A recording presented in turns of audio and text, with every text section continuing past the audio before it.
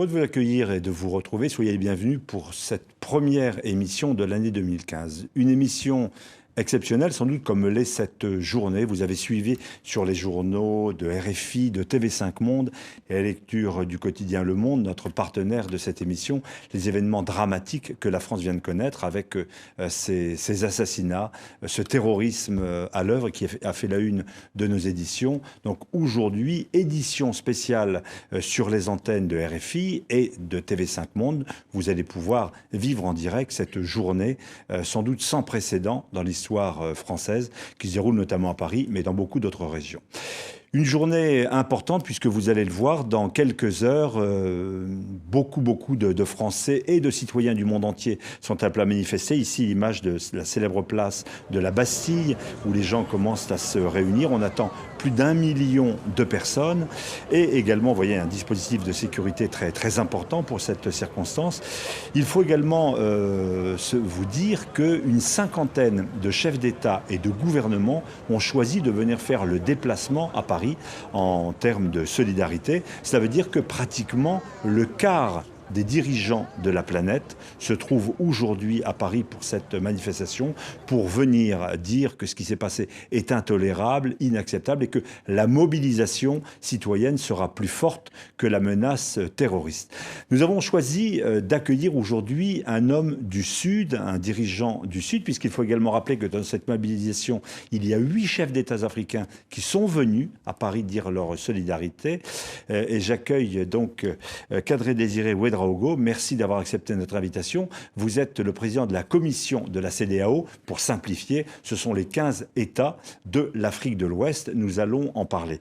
Peut-être une première question, puisque je vais vous interviewer en compagnie de Sophie Malibaud de Radio France Internationale, de Christophe Chatelot, mon confrère du Monde. Vous avez fait une partie de vos études à Paris. Vous êtes un homme du Sud, dans une région confrontée au terrorisme. On ne va pas citer Al-Qaïda ou Boko Haram ou d'autres formes de terrorisme. Comment est-ce que vous, un homme du Sud, connaissant bien la France, vivez-vous cette journée? Vous êtes également présent aujourd'hui pour cette mobilisation. Bien, permettez-moi d'abord d'adresser la sympathie et la solidarité de la CEDEAO au peuple français en cette dure épreuve. Elle vient de vivre des événements que nous condamnons sans réserve. Des événements que rien, absolument rien, ne saurait justifier et qui ne peuvent que révolter tous les démocrates épris de justice et de liberté. Et la CEDEAO, tout en condamnant ces actes odieux, s'associe au deuil du peuple français. Nous nous rappelons que lorsque la CEDEAO et l'ensemble des pays africains étaient confrontés, voilà quelques années, au même phénomène de terrorisme. Elle le reste d'ailleurs. Elle le reste d'ailleurs dans le nord du Mali. La France a été à nos côtés pour nous permettre de contenir ce fléau. Nous continuons ce dur combat pour la liberté et contre l'intolérance et l'obscurantisme. Nous nous associons donc pleinement à cette marche de solidarité et la CEDEAO est bien présente, puisque 2 de nos chefs d'État ont annoncé leur participation à cette importante marche. Et je voudrais saisir cette occasion pour réitérer la ferme condamnation de la CEDEAO du terrorisme et sa détermination à s'associer aux efforts au niveau mondial pour venir à bout de ce fléau. Ces opinions publiques en Afrique sont confrontées directement à ce terrorisme. On parlera sans doute tout à l'heure de ces jeunes filles, de ces jeunes femmes enlevées par Boko Haram qu'on n'a toujours pas retrouvées. Est-ce que compte tenu de cette menace que ces opinions publiques africaines vivent directement, on a été attentif à ce qu'il y avait à Paris ? Absolument, cette situation nous interpelle beaucoup parce que c'est une situation que nous vivons malheureusement de plus en plus dans notre continent. Et c'est un phénomène nouveau auquel nous n'étions pas forcément préparés.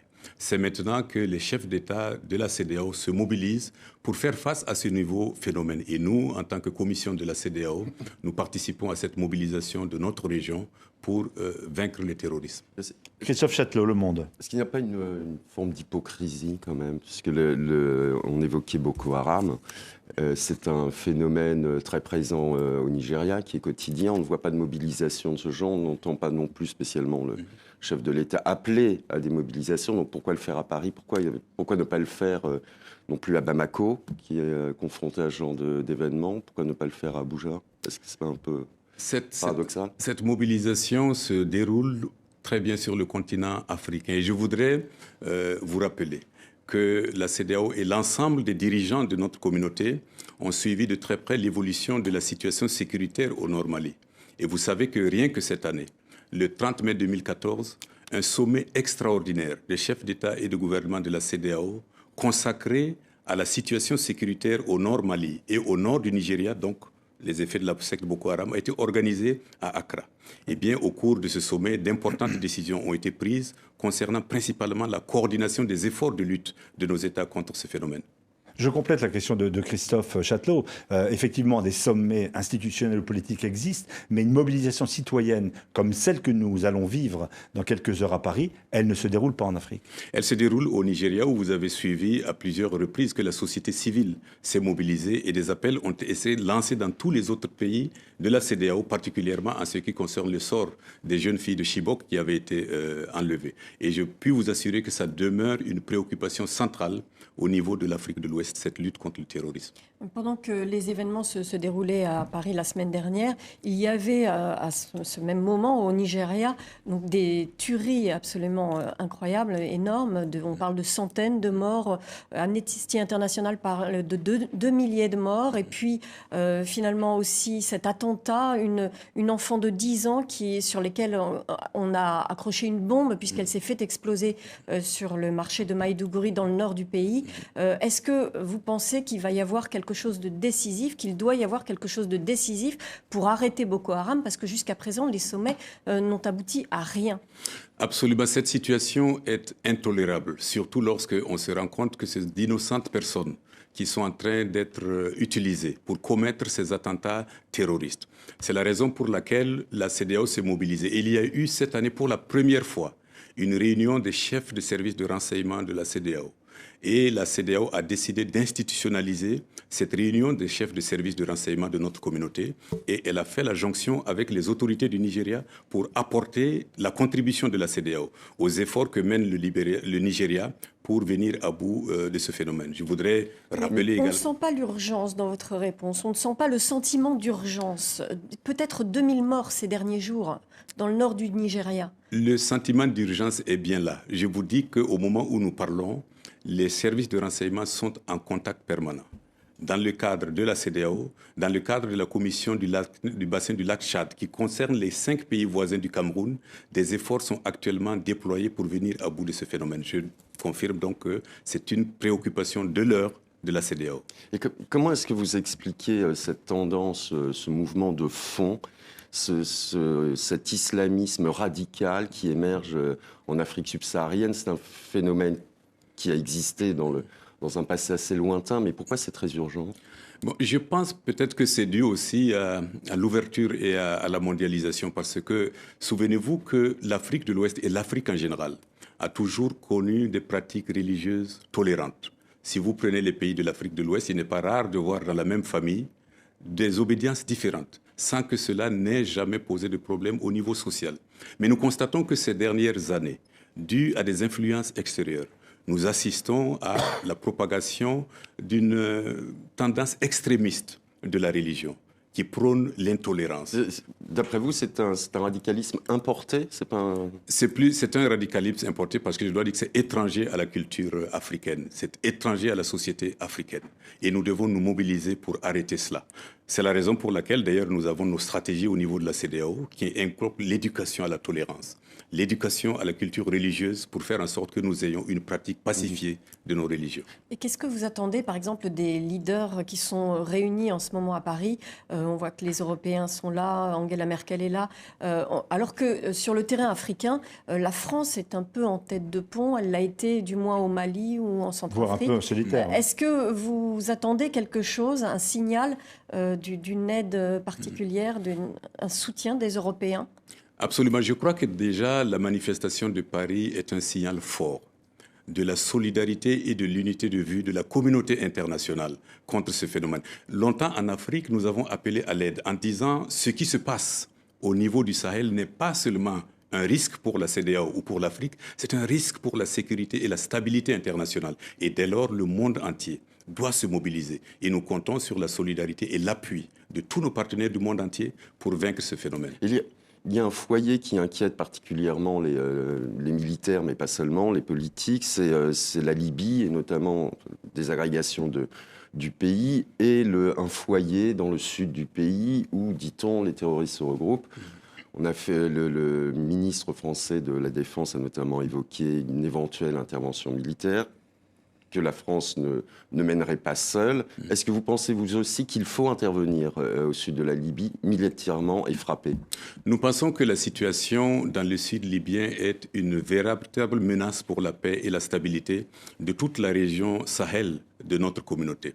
C'est la raison pour laquelle nous n'avons eu de cesse d'appeler qu'il y ait une action décisive pour tarir les sources de cette menace. Parce que les terroristes qui ont été déroutés du nord du Mali tentent de se regrouper dans le sud libyen et il faut absolument empêcher qu'ils reconstituent leurs forces et leurs réseaux pour reprendre leurs attaques. Donc il est absolument indispensable qu'il y ait une opération de pacification au sud libyen pour assurer la totale stabilité de notre région. Et que les Africains, que les États africains, que les armées africaines peuvent mener, ou à nouveau il faudra faire appel à des forces extérieures? Il faut appel à des forces extérieures parce que malheureusement le défi dépasse les capacités que nous avons actuellement. Mais cela n'enlève en rien la détermination des États de la région. On parle de terrorisme avec vous, Kadri Désiré Ouédraogo, président de la commission de la CEDEAO. Comment peut-on expliquer à propos de terrorisme que dans certains pays qui ne sont pas forcément dans l'organisme que vous regroupez, au fond, ces forces terroristes soient plus fortes que les armées nationales? On peut penser par exemple au Nigeria ou à d'autres pays. Comment se fait-il qu'elles soient parvenues à ce point, à se financer, à trouver des soutiens logistiques à des armements? Les armées nationales sont un peu impuissantes ou en déroute face à cette menace terroriste. Bien, le phénomène auquel nous assistons est une sorte d'international du crime. Ces groupes qui agissent dans notre région n'agissent pas seuls. Elles reçoivent des financements. Qui les finance? C'est la grande question qu'il faut se poser. En tous les cas, nous sommes convaincus qu'elles disposent d'appuis extérieurs, qui leur donnent les moyens financiers nécessaires, les équipements militaires nécessaires pour conduire les opérations. Dès lors, ça pose un sérieux problème pour nos armées, qui n'étaient pas forcément des armées d'offensive, mais des armées de défense de la souveraineté de nos pays. Mais nous sommes actuellement en train de nous réorienter vers cette nouvelle menace avec les moyens qui sont les nôtres. Et nous faisons appel également à la communauté internationale pour nous assister, parce qu'il s'agit de moyens véritablement importants dont il faut. Je reviens sans tout comparer. On voit qu'il y a eu donc ces prises d'otages et ces assassinats à Paris où les forces militaires, les policiers sont intervenus rapidement finalement pour contenir cette menace. Il y a quelques mois, mobilisation là aussi mondiale autour de ces jeunes filles, j'en parlais, rendez-nous les jeunes filles, enlevées par Boko Haram. On ne sait pas ce qu'elles sont devenues, on ne les a jamais retrouvées. Ça donne l'image d'une impuissance politique, militaire, policière en Afrique, d'une impunité. D'abord, permettez-moi de saluer le professionnalisme et le courage des forces de sécurité françaises. Nous le faisons tous ici. Qui ont abouti donc au dénouement que nous connaissons. Nous souhaitons qu'en Afrique, nous puissions avoir les mêmes compétences et les mêmes capacités. Et c'est ce à quoi nous nous attelons. Vous savez que la CEDEAO a ce que nous appelons les forces en attente de nos États membres. Nous essayons maintenant de réorienter leur philosophie et leur formation pour qu'ils puissent faire face à ce genre de risque, ce qui n'est pas le cas actuellement. Nous constatons avec vous qu'il y a un piétinement dans la réponse à apporter à cette crise. Et je puis vous assurer que nous travaillons d'arrache-pied pour combler ce vide et permettre à nos forces de défense opérationnelles. Il a fallu menacer de condamner à mort, même de condamner à mort des militaires qui avaient refusé, donc d'une armée nationale au Nigeria, qui avaient refusé d'intervenir contre Boko Haram. C'est terrible. C'est tout le problème de nos armées et c'est la raison pour laquelle nous insistons sur la restructuration de ces armées, la formation et l'équipement de ces armées pour leur permettre de faire face à ces nouvelles menaces que représente le terrorisme. Vous savez que c'était des armées qui étaient plutôt des armées conventionnelles, mais lorsqu'elles se retrouvent en terrain de guerre asymétrique, c'est toute une nouvelle philosophie, une nouvelle formation qu'il faut instaurer. Et c'est le rôle des organisations internationales comme la CEDEAO d'appuyer nos États membres à disposer de telles forces et de telles armées. Parce que vous êtes donc à la tête de la commission de la communauté économique des États d'Afrique de l'Est. Vous avez donc une responsabilité sur ce développement de l'économie en Afrique. Est-ce que vous diriez que la pauvreté, le mauvais état, enfin l'échec à avoir une économie qui tienne le coup, et c'est une cause importante de l'impuissance face au terrorisme en Afrique? Il est évident que la pauvreté et le manque de développement est une des sources de l'instabilité et des crises en Afrique. On ne peut pas avoir un développement sans sécurité, mais on ne peut pas avoir aussi une sécurité sans promouvoir le développement. C'est la raison pour laquelle la CEDEAO s'active à accélérer le développement économique de la région pour permettre aux États de disposer des ressources nécessaires pour satisfaire aux besoins. Vous savez que la CEDEAO a commencé comme une entité de coopération économique. Mais au fil du temps et à l'expérience de notre vécu quotidien, le volet politique est venu se greffer à nos préoccupations, si bien que nous nous occupons des deux volets, le volet politique et le volet économique. Mais ce sont des économies en Afrique de l'Ouest, pour certaines, dont les systèmes de santé sont défaillants, les systèmes d'enseignement sont défaillants, les armées aussi sont sous-équipées. Est-ce que l'armée vraiment et la défense, c'est une priorité parmi tous ces enjeux, parmi tous ces défis à relever? Est-ce qu'il faut vraiment investir dans le... Il est clair qu'actuellement, l'armée et les forces de défense de sécurité deviennent une priorité. Mais cela n'était pas le cas.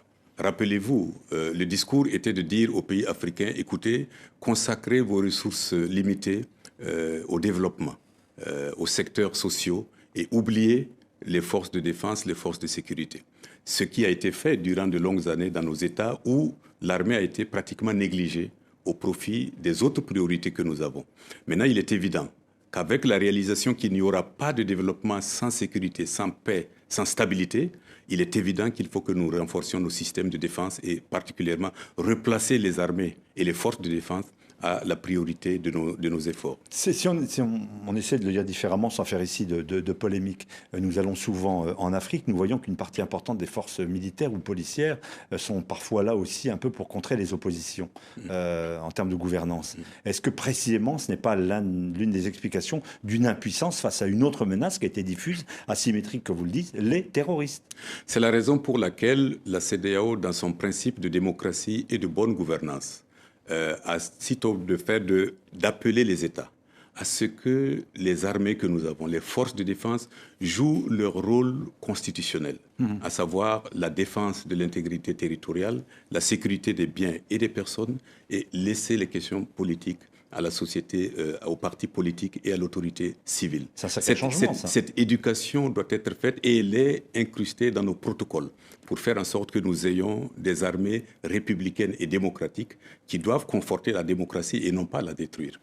Encore peut-être une question avant la pause d'actualité que nous allons avoir. Vous êtes burkinabé. Le principal quotidien de votre pays lance aujourd'hui un appel pour une mobilisation. Il parle d'une croisade, je ne sais pas si le mot est très astucieux. Mais en tout cas, une mobilisation des musulmans du monde entier contre ce terrorisme. C'est l'affaire des musulmans aussi. Je pense que c'est exact parce que ce que nous assistons, en fait, c'est une usurpation de la religion au fait d'actes criminels. Les terroristes se couvrent du manteau de la religion pour perpétrer leurs actes, mais nous savons tous que ce qu'ils prônent n'a jamais été demandé par aucune religion. Il est dès lors que les hommes de religion se mobilisent pour démasquer ces imposteurs et dire que ce qu'ils font, ils ne le font pas au nom d'une religion, ce sont des criminels qu'il faut combattre et démasquer. Je suis tout à fait d'accord qu'on se mobilise pour cela. Est-ce que ça passe par une surveillance accrue, par exemple, de certaines mosquées un peu plus radicales que d'autres, celles notamment de mouvements wahhabites, ou est-ce qu'il faut aussi agir sur ce domaine-là, interdire certains prédicateurs, certaines mosquées? Et évidemment, il faut une surveillance accrue de ces activités, mais surtout aussi une autre éducation. Éducation à la tolérance, éducation d'une religion pacifique, de ça prend énormément de temps. Absolument, et c'est ce que nous essayons de faire actuellement. Kadra Désiré Ouedraogo, merci donc pour cette première partie de l'émission internationale, largement consacrée à la situation que nous vivons aujourd'hui en France, une journée historique. Nous allons le voir dans les flashs d'actualité sur RFI et sur TV5 Monde, puisque dans quelques heures, plus d'1 million de personnes devraient se mobiliser, et vous allez le voir, parmi une cinquantaine de chefs d'État et de gouvernement. Point d'actualité, on vous retrouve dans quelques instants.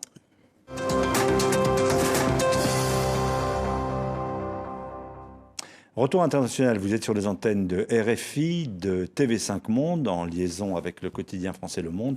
Une journée historique, je vous le disais, puisque nous allons consacrer tous nos programmes dans les heures qui viennent, sur ces deux antennes, notamment à cette mobilisation, à cette marche historique qui va se dérouler dans les rues de Paris, avec une cinquantaine de chefs d'État et de gouvernement venus du monde entier. D'où peut-être la première question de Christophe Chatelot à notre invité, Kadra Désiré Ouedraogo, président de la commission de la CEDEAO. À vous. Oui, il y a parmi ces chefs d'État ou de gouvernement présents à Paris, certains qui ne sont pas spécialement réputés pour le respect des libertés publiques et des libertés individuelles. Est-ce que c'est pas se racheter une conscience à bon compte, finalement, que de venir défiler ici? Est-ce que ça décrédibilise pas un peu non plus la marche?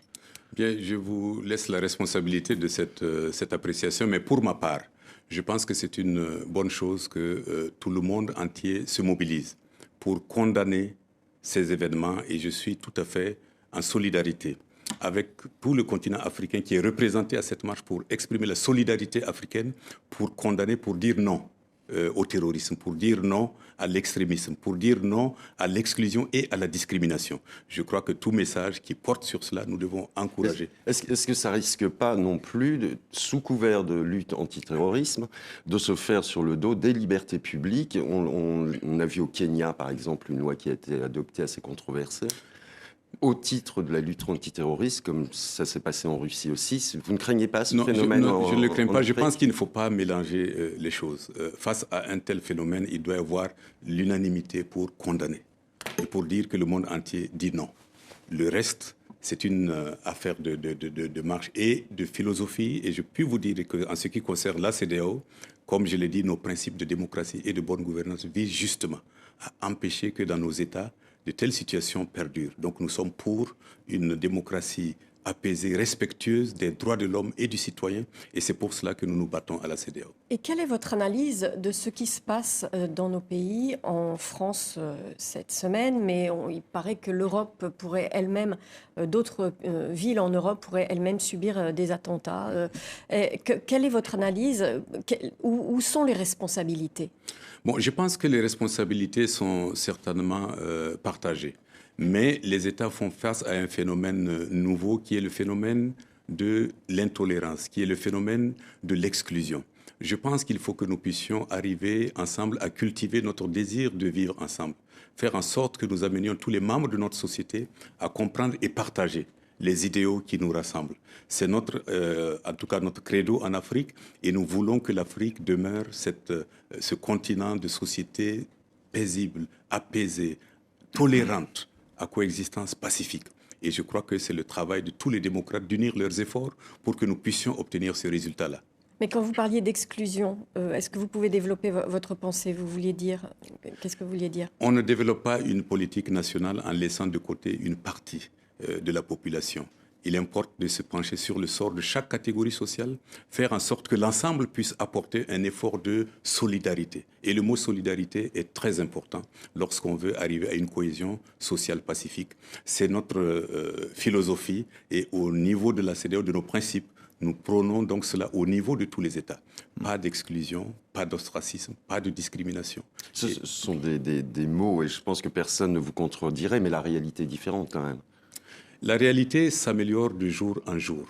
Grâce à l'action de nos États et grâce à l'action de notre communauté, je peux vous dire que la situation telle qu'elle se présente en Afrique de l'Ouest aujourd'hui n'est pas la même qu'il y avait 15-20 ans. Il y a absolument une évolution des mentalités, une montée en force de la société civile et de l'opinion publique qui certainement refuserait toute situation où on serait dans des phénomènes d'exclusion ou de discrimination. On va peut-être élargir, Kadra Désiré Ouedraogo. On a parlé depuis le début de cette émission de la mobilisation contre le terrorisme, cette réalité. passé. On va peut-être parler de gouvernance à l'intérieur de cette zone de la CEDEAO qui regroupe, faut-il le rappeler, 15 États d'Afrique de l'Ouest. La bonne gouvernance, comme on dit. Vous avez vous-même été ministre au Burkina Faso, donc président de la République Blaise Compaoré. Est-ce que vous avez été surpris que ce soit la rue qui le chasse aussi rapidement? Est-ce que vous aviez des signaux? Est-ce qu'à CEDEAO, vous vous êtes dit, attention, on ne peut pas quand même bricoler les constitutions un peu tardivement comme ça? Subrepticement, comme on dit à l'OIF. Peut-être que tout le monde a été surpris par l'ampleur et l'accélération des événements, mais pas surpris par les signaux précurseurs. En tant que CEDEAO, nous avons le devoir de surveiller la situation politique dans chaque État membre de notre communauté. Bien sûr. Et la CEDEAO a envoyé une mission d'information au Burkina lorsque tout le monde sentait qu'il y avait un risque de la cohésion sociale. Et ce message n'a pas été entendu? Ce message a été convoyé aux autorités de la CEDEAO qui ont fait les efforts nécessaires. Et lorsque nous avons rencontré la société civile à Ouagadougou, des voix plus autorisées que la mienne ont expliqué les activités qui ont été menées par les chefs d'État et de gouvernement pour empêcher cette situation. Et les voix plus autorisées que les vôtres n'ont pas convaincu, si je comprends bien. Je ne peux pas dire qu'ils n'ont pas convaincu, mais le résultat n'est pas à la hauteur de nos attentes. Ce qui fait que nous devons continuer toujours nos efforts et c'est la raison pour laquelle nous tirons leçon de cette expérience du Burkina Faso pour revoir et consolider tout notre dispositif d'intervention au profit de nos États membres. C'est ainsi que le protocole sur la bonne gouvernance et la démocratie sera révisé par un comité d'experts dont les résultats seront soumis au prochain sommet de la conférence des chefs d'État et du gouvernement. Aujourd'hui, on parle beaucoup de liberté d'expression. Dans votre pays, il y a un journaliste, Nomber Zango, qui a été assassiné. Le dossier remonte à la surface maintenant qu'après la chute de Blaise Compaoré. Est-ce que vous trouvez que c'est une bonne chose et qu'il faut trouver et punir les assassins et les commanditaires de l'assassinat de Norbert Zango? Pour compléter, ou est-ce qu'il faut au contraire, au nom de la concorde nationale, oublier le passé, passer à autre chose? Non, d'abord, qui s'attaque à la presse et à la liberté d'expression s'attaque à la démocratie. Au-delà donc de ce crime odieux, tout démocrate sincère doit souhaiter que la vérité et la lumière jaillissent. Et je crois que c'est une excellente chose, que justice se passe, parce que nous ne pouvons pas vivre dans des sociétés où la justice n'est pas appliquée. Donc, si le dossier est rouvert et que les coupables peuvent être démasqués, je crois qu'il appartient à la justice de faire son travail. Je rappelle qu'en son temps, tous les Burkinabés avaient souhaité que cette lumière soit faite. C'est la raison pour laquelle la commission d'enquête internationale qui avait été mise sur pied, lorsqu'elle a déposé son rapport, ce rapport a été rendu immédiatement public. Et appel a été lancé à tous les témoins et à tout citoyen qui peut contribuer au jaillissement de la vérité de le faire. Eh bien, que la vérité soit faite et ça répondra aux souhaits de tous les Burkinabés. Est-ce qu'il faut que l'inventaire du passé dans le cas burkinabé, est-ce que ce sont toutes les années Compaoré qu'il faut maintenant remettre sur la table? Est-ce que c'est une priorité? Est-ce qu'il faut d'abord commencer par ça, faire le bilan de ce qui a été fait, bien ou mal, poursuivre ceux qui se sont rendus coupables d'un certain nombre d'exactions ou d'actes de corruption? Est-ce que c'est la priorité ou est-ce qu'il ne faut pas passer à autre chose? Mais ceci est de la responsabilité des forces vives du Burkina et des autorités de la transition. Nous, en ce qui concerne la CEDEAO, nous ne faisons qu'accompagner nos États membres, mais il est évident que les débats politiques intérieurs est à la responsabilité des acteurs intérieurs du Burkina Faso. La CEDEAO ne fait qu'appuyer leurs efforts pour aboutir à une démocratie consensuelle et pacifique et apaisée. Vous parlez d'améliorer la gouvernance, notamment dans cette partie d'Afrique de l'Ouest, de ces 15 États qui regroupent au fond leur avenir. Il y a une tentation forte de certains chefs d'État de s'accrocher au pouvoir, j'ose pas dire définitivement, président à vie, pas forcément d'ailleurs dans votre zone. Est-ce qu'il faut régler cette question, par exemple, du troisième mandat qui pose un problème dans les deux Congos ou ailleurs? Est-ce qu'il faut réduire le nombre du mandat, avoir une gouvernance raisonnable? Certains présidents sont là depuis plusieurs décennies, rappelons-le. Bien, je dirais qu'il faudrait certainement revoir notre dispositif politique et le consensus régional en Afrique que nous avons de cette conception. Et ce travail a déjà été commencé au niveau de la CEDEAO, comme je vous l'ai dit, où le dernier sommet a instruit qu'un comité d'experts soit mis en place pour revisiter notre protocole sur la démocratie et la bonne gouvernance, y compris cette problématique des mandats présidentiels, avec pour objectif de venir avec un consensus qui serait donc adopté au niveau de la CEDEAO et qui permettrait de faire l'économie des troubles et des conflits que nous observons ça et là qui sont souvent liés à ces problèmes constitutionnels. Mais de quel levier est-ce que la CEDEAO dispose pour faire appliquer ces bons principes? Autorité morale, institutionnelle. Pour remettre dans le droit chemin certains États que vous considériez qui s'écartent un petit peu de cette ligne. De quel levier vous disposez? Il faut reconnaître que la CEDEAO a un important levier, qui est d'abord la pression morale. Vous savez qu'actuellement, le principe zéro, tolérance zéro, de toute accession ou conservation du pouvoir par la force, est un principe désormais acquis à la CEDEAO. Il ne viendrait à l'idée de personnes actuellement en Afrique de l'Ouest de faire un coup d'État et d'espérer être membre de la CEDEAO. Alors, ceci a fait que nous ne pouvons plus tolérer ce genre de changement anticonstitutionnel. Ça, c'est un fait. Et de l'autre fait, nous avons dans les forces en attente de la CEDEAO le protocole sur le conflit, la prévention, la gestion et le règlement des conflits donne l'autorité à la CEDEAO d'intervenir militairement là où il le faut, lorsque les libertés publiques sont gravement compromises, que la CEDEAO puisse agir. Et c'est dans cette philosophie que les forces en attente sont là. Et vous avez vu que par le passé, la CEDEAO a intervenu avec ECOMOG dans la crise au Libéria et en Sierra Leone et a pu ramener la paix. Elle a contribué également à une intervention en Côte d'Ivoire au moment de la crise et elle a contribué au Mali à la crise.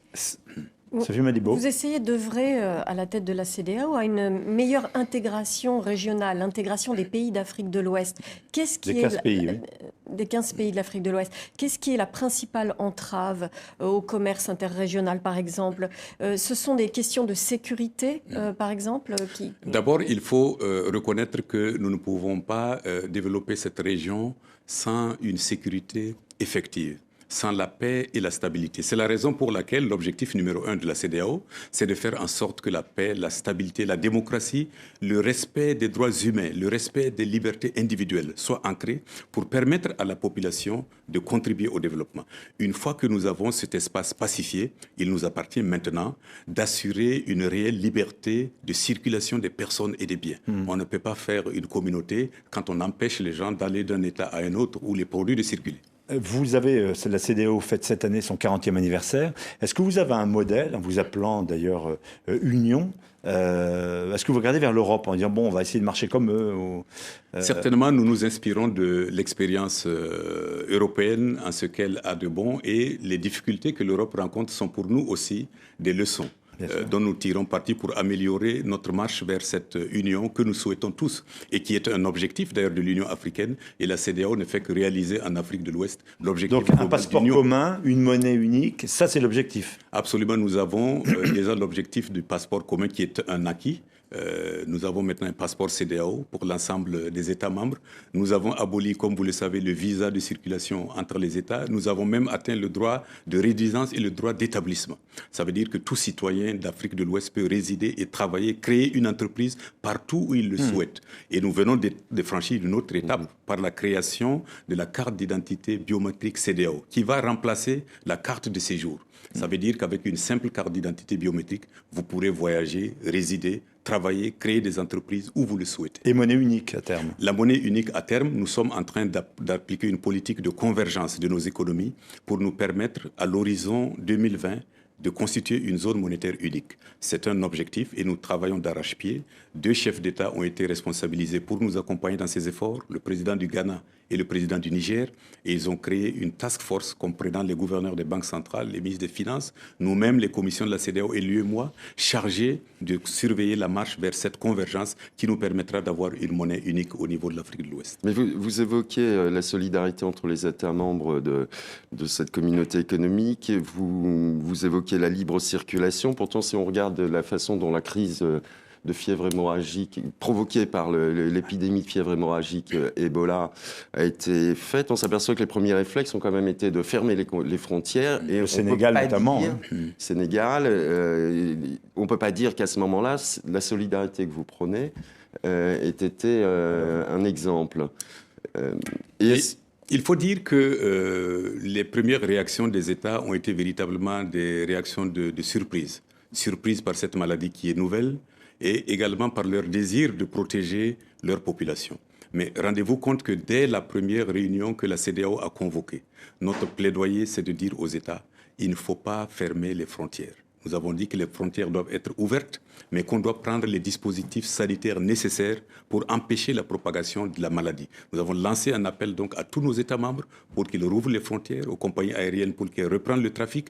Et je dois dire que cet appel a été entendu grâce au plaidoyer de la CEDEAO. La plupart des frontières actuellement sont ouvertes malgré la maladie et nous constatons qu'il n'y a pas une propagation de la maladie malgré les frontières ouvertes. Alors nous allons poursuivre dans ce schéma en plaidant toujours pour la solidarité entre les États membres et la liberté de circulation au niveau de notre région. Et qu'est-ce que vous attendez de la part des institutions internationales? Je pense au FMI, par exemple. Vous attendez une annulation de la dette de ces pays en particulier? Il est évident qu'il nous faut une assistance budgétaire de la communauté internationale à ces pays. Nous savons que l'impact économique de cette crise va être important pour des pays comme la Guinée, le Libéria et la Sierra Leone.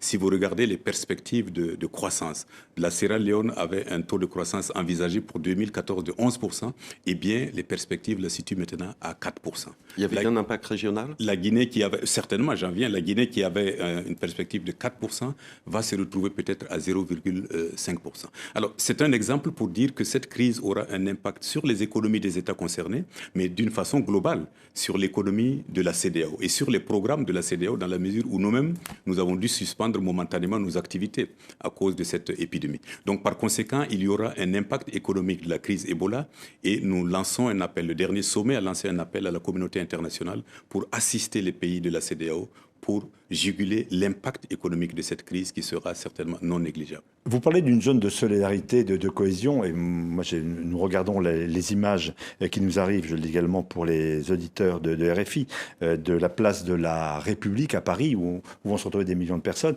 Il y a donc une cohésion. Comment se fait-il, par exemple, qu'en Afrique, des chefs d'État voisins ne se parlent pas, qu'entre le Cameroun et le Nigeria, il faut qu'on vienne à Paris pour se parler. Il y a un cloisonnement qui reste extrêmement fort, comme si chacun défendait les prérogatives. Ça fait le jeu de Boko Haram. Mais je crois que cette situation a drastiquement changé dans la mesure où vous constatez maintenant une réelle cohésion d'action au niveau des États membres. Si vous prenez le cas que vous citez, dans le cadre de la commission du bassin du lac Tchad, les 5 pays ont convenu de déployer des patrouilles conjointes, d'exercer une surveillance conjointe de leurs frontières. Et je pense que c'est une coopération maintenant qui coule de source. Et nous, CEDEAO, nous avons décidé d'ajouter nos efforts à cette concertation entre les 5 pays. Il y a une mise en place et l'opérationnalisation de l'unité de fusion et de liaison qui est à Abuja et qui concentre nos efforts pour appuyer. Donc je crois qu'il y a carrément une coopération franche et entière entre les pays actuellement. Est-ce qu'on se parle de zones africaines à d'autres? On parle aujourd'hui de la CEDEAO, Afrique de l'Ouest. On attend parfois une réponse panafricaine. 5 grandes zones.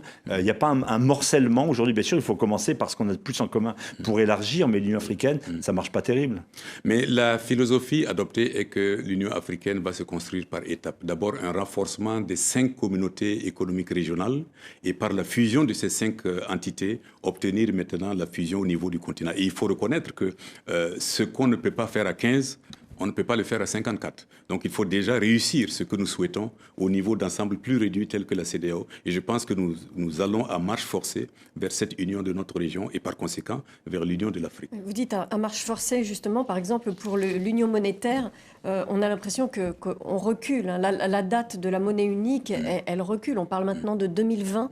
Ça devait être 2015 à l'origine. On parle maintenant de 2020. Il n'y a pas quand même un manque de volonté politique, tout simplement, au pays de converger, de s'unir? Non, absolument. D'abord, la date de 2020, ce n'était pas pour la monnaie unique. La date de 2015, c'était pour que la deuxième zone monétaire, c'est-à-dire les pays qui ne partagent pas le franc CFA, puissent à leur tour constituer un ensemble uni et les 2 blocs allaient converger en 2020 pour faire la zone monétaire unique. Mais à l'analyse, nous avons constaté que beaucoup de retard a été mis pour la création de cette deuxième zone qu'on appelle la ZMAO. Alors, les chefs d'État ont approuvé une nouvelle stratégie qui est des convergences globales pour arriver au point d'objectif vers 2020. Donc, des critères de convergence ont été adoptés et révisés et chaque pays va suivre la mise en œuvre de ces critères de convergence pour voir si en 2020, nos économies sont suffisamment converger pour pouvoir créer une monnaie unique. Et pour l'instant, qu'est-ce qui bloque dans la convergence? Qu'est-ce qui bloque le plus? Bon, il y a des difficultés de nos États telles que par exemple la maîtrise de l'inflation, la maîtrise des déficits budgétaires et également le problème des réserves de change. Il faut absolument que nous arrivions à harmoniser ces critères au niveau de nos États pour espérer avoir une monnaie stable. Vous ne pouvez pas avoir une monnaie unique si vous avez des politiques divergentes. Certains de ces critères, par exemple, le critère budgétaire qui demande que l'endettement soit limité à 3% du PIB, tout comme en Europe, est-ce que ça a un sens? Est-ce qu'il n'y a pas un phénomène au niveau de notre zone, au niveau de notre zone, ce n'est pas 3%, c'est 4 à 5%. Et l'idée de limiter les déficits budgétaires, c'est pour pouvoir soutenir la monnaie et empêcher l'inflation. Vous savez que si vous avez une inflation à 2 chiffres, vous gênez donc l'investissement, vous gênez l'épargne et vous ne pouvez pas avoir donc une monnaie solide avec cela. C'est la raison pour laquelle ce critère est inclus dans les critères de convergence comme objectif que tous les États doivent poursuivre. Eh bien, nous pensons que peut-être nous serons au rendez-vous de 2020. C'est une question de volonté politique. Ce n'est pas encore le moment pour les États africains de faire des dépenses budgétaires dans le système de santé, d'éducation, etc. Et ensuite seulement de visser un peu le... Bien sûr, tout serait souhaitable. Les secteurs sociaux doivent être financés. Le problème, c'est avec quoi vous les financez. Il faut que vous ayez des recettes propres pour pouvoir financer. Vous ne pouvez pas financer vos investissements sur des déficits publics ou compter exclusivement sur l'aide internationale. Il faut développer vos propres capacités de génération de ressources et ce à quoi les efforts d'intégration tendent. Créer des conditions pour que nous ayons des investissements nécessaires. Et ces investissements vont générer la croissance et la croissance va générer les ressources nécessaires au financement des secteurs sociaux. Le franc CFA qui est accroché à l'euro, vous considérez que c'est plutôt un handicap pour le développement de la région ou est-ce que ce n'est pas au contraire une garantie de stabilité? Dans une situation comme celle-là, il y a forcément des avantages et des inconvénients. Et les États analysent les avantages et les inconvénients. Et je suis sûr que s'ils ont maintenu cette mesure, c'est qu'à l'analyse, ils ont trouvé que les avantages dépassent les inconvénients. Lorsque l'Afrique sera parvenue à régler une partie de ses difficultés de pauvreté, du même coup, elle aura lutté contre l'émergence de ce terrorisme que nous voyons en l'œuvre. C'est l'une des clés pour y arriver, où il faut d'abord aussi une réponse militaire, ou il faut les deux. Il faut les deux, mais il ne faut pas exclure la lutte contre la pauvreté. Nous avons dit qu'il n'y aura pas de paix et de stabilité si nous ne vaincons pas l'extrême pauvreté, si nous ne vaincons pas le manque de développement. C'est la raison pour laquelle nous-mêmes, CEDEAO, nous avons tiré leçon de l'expérience vécue dans le nord du Mali pour élaborer ce que nous appelons la stratégie Sahel de la CEDEAO. C'est une stratégie qui vise à accélérer le développement de cette zone qui est quelque peu isolée actuellement pour faire en sorte qu'elle ne soit pas une source de déstabilisation de notre région. Donc il faut développer des infrastructures pour désenclaver cette zone. Il faut accroître la résilience en aidant les populations à vivre du pastoralisme et de l'irrigation. Et il faut enfin promouvoir l'éducation à la tolérance et à la citoyenneté. Voilà les 3 piliers de notre stratégie Sahel que nous sommes en train d'élaborer pour mettre fin. Sophie Malibo, une dernière question. Très concrètement, est-ce que la baisse des prix du pétrole, ça vous inquiète? C'est une ressource importante pour certains pays de la région. Ça expliquerait même, de la part du Tchad, l'impossibilité d'accueillir le prochain sommet de l'Union africaine, cette baisse de revenus venant de la chute des cours du pétrole? Il est évident que la chute des cours du pétrole est une préoccupation pour les économies de plusieurs de nos États, notamment les États grands exportateurs de pétrole, dont les budgets souvent sont assis sur une estimation du cours du baril. Et lorsqu'il se trouve que ce cours baisse drastiquement, eh bien, tous vos calculs deviennent faux. Et donc, un effort supplémentaire est requis de ces États et il est certain que c'est une préoccupation pour eux et par ricochet pour notre communauté. Merci Kadri Désiré Ouedraogo, président de la commission de la CEDEAO, les 15 États d'Afrique de l'Ouest, d'avoir été l'invité de cette édition spéciale. Nous avons beaucoup parlé de terrorisme. Sur les antennes de RFI et sur celles de TV5 Monde, vous allez pouvoir suivre naturellement ce qui va se passer à Paris. Plus d'1 million de personnes, 50 chefs d'État et de gouvernement. Vous retrouverez lundi dans le quotidien Le Monde, évidemment, l'analyse de tous ces éléments. Merci d'avoir été avec nous. Peut-être un jour une grande marche citoyenne en Afrique, comme celle qui se passe à Paris. On peut le souhaiter. C'est moi qui vous remercie de l'occasion que vous me donnez de m'adresser à vos auditeurs. Je souhaite une bonne année à tous vos auditeurs et certainement une plus grande mobilisation citoyenne de l'Afrique pour combattre le terrorisme. Merci d'avoir été avec nous et restez sur nos antennes pour vivre avec nous ces heures historiques. Merci.